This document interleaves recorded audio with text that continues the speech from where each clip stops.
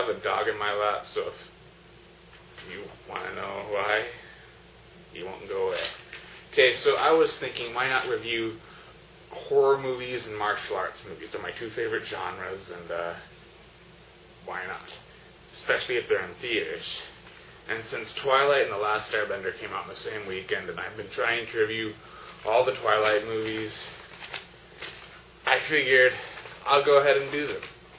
So first, for The Last Airbender. You know, a lot of people were skeptical when M. Night Shyamalan was attached to direct.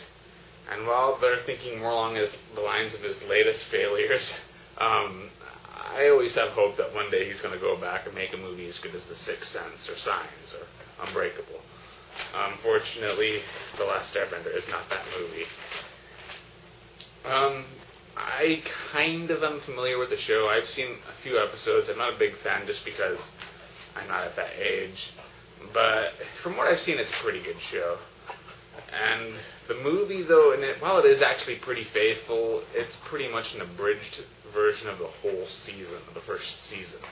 And the result is that while you get a lot of the plot points correct, it just kind of loses its heart.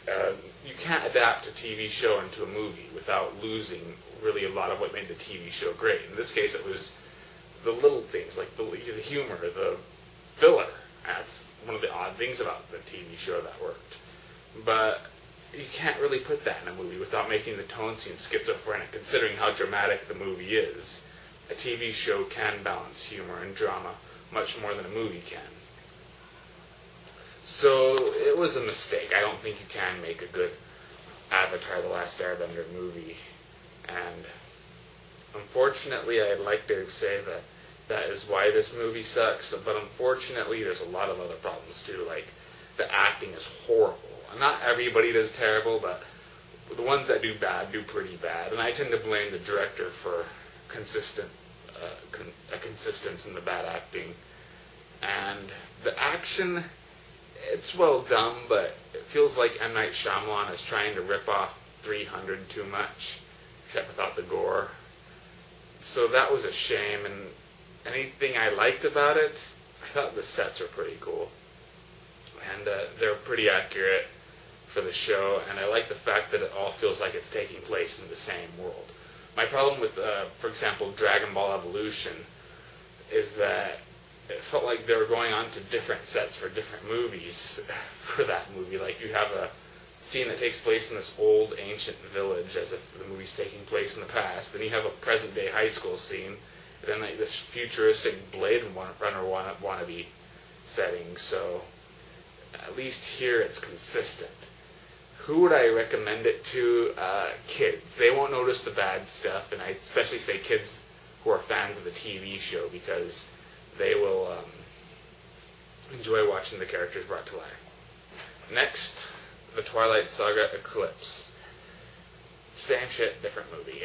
If you liked the first few, you'll like this one. It's just the same crappy love triangle. There's no real effort into developing these characters further. They're all just unlikable to me, and that's why I don't like any of these movies. I don't like the characters, and I find the relationships to be contrived. That's really all I can say about it. It seems like at times an interesting idea comes up, but then it cuts away to more boring, mundane, lovey-dovey stuff. And it's a shame, because I thought that was what New Moon was for. I mean, New Moon was just focusing on this love triangle. When the plot occasion would seep into that movie, I would get annoyed that they never resolved anything. But here, it's just the same thing, except this time they actually resolve one of the subplots. It just focuses on the same thing that the previous movie focuses on. So I'm not sure really what movie I should criticize more. Twilight Eclipse for being redundant, or New Moon for being pointless. Because you're pretty much getting that same movie, except they resolve one of the subplots. And I think even worse is that it's actually somehow manages to be a little bit more boring than the other two. I thought New Moon was bad, but at least it had some good humor. This one, it's not really funny at all. There's like one or two good lines. And it's just pretty much watching teenagers act all emotional. That's pretty boring. But I'd recommend it to, obviously, fans of the first one. Yes, Yes, thank you, Riley. And I'd say the thing with the Twilight movies is that they're pretty much the perception of the female fantasy. Girl finding herself in this love triangle with two social outcasts who are supposed to be really good looking. And I kind of respect what Stephenie Meyer accomplished with that because it works for a lot of people. It's not my type of movie. But I'd actually say a movie that does this a little bit better is Night and Day.